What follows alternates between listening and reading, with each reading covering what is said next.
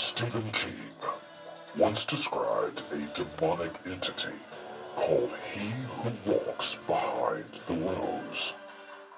Tonight, one of you will walk through them.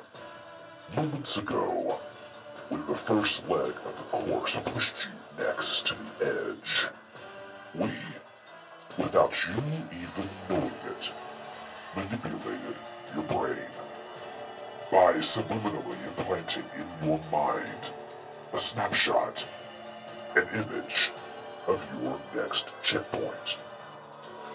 Head toward home, drive past the garden, and proceed there now. You will sweat. You will search where the fear of dark was born. You'll get your next clue when one of you finds the children of the corn. He watch.